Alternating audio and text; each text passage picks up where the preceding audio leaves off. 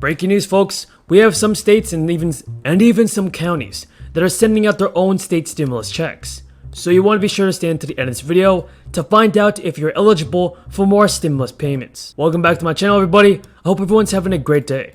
Before we get started, don't forget to subscribe to my channel and share this video with your friends and family. 100 community health centers where the poorest of the poor can be reached.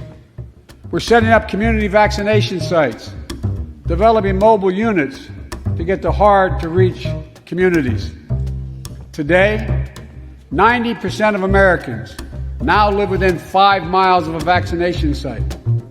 Everyone over the age of 16, everyone. Enhanced unemployment benefits, everybody, include $300 weekly bonus checks, as well as coverage for freelancers and the long-term unemployed. But now they're reaching their formal expiration date, with many people being cut off from unemployment benefits on September 4th. Over 11 million people will be affected, with around 7.5 million people losing benefits entirely.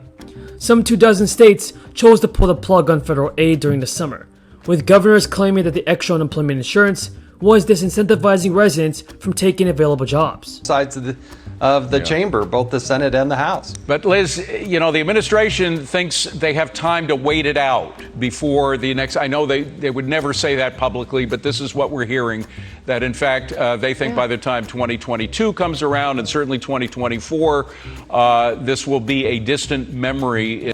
According to multiple sources, some states, like Arizona, Montana, and even New Hampshire, have offered financial incentives for workers to get back to work. Other states like Colorado and Connecticut continue the unemployment programs but offer their own new job bonuses.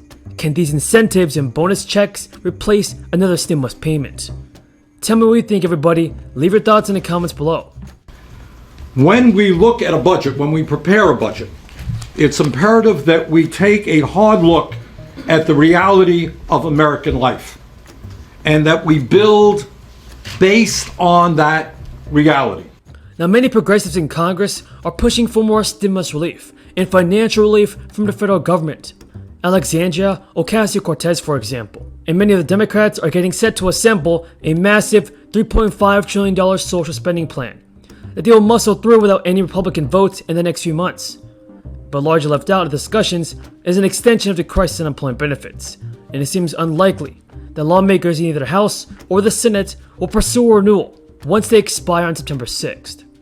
The storm has made, as you know better than anyone, but I'm speaking to the public at large here, the storm made landfall a few hours ago, and it continues to rage and ravage everything it comes in contact with. The storm is a life-threatening storm. Now, we know that many progressives want to extend federal stimulus aid and even unemployment benefits. Representative Ilhan Omar of Minnesota, for example, told reporters, "It is a conversation that we're engaged in." Now, Ocasio-Cortez and Ilhan Omar are not alone in backing an extension of the unemployment benefits. Still, though, any drive to renew benefits would all but certainly crash into opposition in the Senate. House Democratic leaders are appearing to renew their focus on crafting a reconciliation bill that will garner unanimous support from the party in the Senate. And if that's the case, an unemployment benefit extension may be out of the picture already. Here's what President Biden is saying about this. Now, though the Biden administration recently paved the way for states to extend jobless aid on their own using leftover money from the March stimulus law, it doesn't appear that many will do so. Several states have cited dwindling federal funding and the need for more congressional action of stimulus relief. But I've been around for a lot of hurricanes, and I don't think we've ever had as much preparation. Long-term preparation with the levee system and preparation here. Thanks to the administrators' leadership, that they've been unable to pay basic expenses like rent. So folks, will the unemployment benefits, do you think that unemployment benefits will be extended from President Biden? Leave your thoughts in the comments below.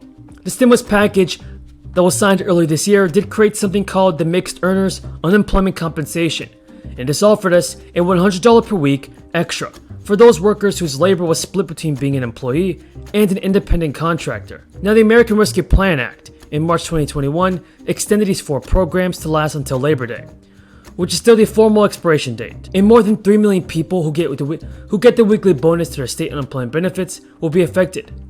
If they're still eligible to collect state unemployment insurance, they will continue to receive some compensation after Labor Day. But they will lose the weekly $300 supplement. In addition, around 7.5 million people will be cut off from aid entirely. All right, good morning, everybody. I'm Deanne Criswell, the FEMA Administrator. And just really quickly, this is the National Response Coordination Center where we have 22 federal interagency partners that have been gathered here since earlier in the week to support the planning efforts and preparedness efforts for Louisiana and Mississippi, as well as any other states that might be impacted by Hurricane Ida. As you know, it did make landfall as a very strong Category 4 hurricane here just a few hours ago, and we are expecting catastrophic impacts from this. I have spoken to both the mayor of New Orleans as well as the governor of Louisiana just a few hours ago, and we have teams embedded with them so we can respond quickly as soon as we know what the impacts are. We should start to see some of those impacts tonight, but we won't have the real picture until tomorrow, and then we can start moving additional resources in. With that, I'll give it to the president. Thank you. Well, folks, you've got your hands full, but you've done an incredible job so far in prepping for this. Jill and I are just getting back from Dover Air Force Base up in my home state, where we met with the families of 13 fallen heroes in Afghanistan who lost their lives in the service of our country. And while we're praying for the best in Louisiana, let's keep them in our prayers as well. I've just been briefed by FEMA leadership, and we have real leadership, on Hurricane Ida and the preparations for rescue and response. And the storm has made, as you know better than anyone, but I'm speaking to the public at large here, the storm made landfall a few hours ago, and it continues to rage and ravage everything it comes in contact with. The storm is a life-threatening storm. Governor Edwards, an old friend, has characterized it as one of the strongest hurricanes, the strongest in Louisiana history since 1850. And its devastation is likely to be immense. We shouldn't kid ourselves. And so the most important thing I can say right now is that everyone should listen to the instructions from local and state officials just how dangerous this is and take it seriously. It's not just the coast, it's not just New Orleans, it's north as well. The rainfall is expected to be exceedingly high. And to the people of the Gulf Coast, I want you to know that we're praying for the best and planning prepared for the worst. As soon as the storm passes, we're going to put the country's full might behind the rescue and recovery. And I mean that. I've been around for a lot of hurricanes. I'm no expert, but I've been around for a lot of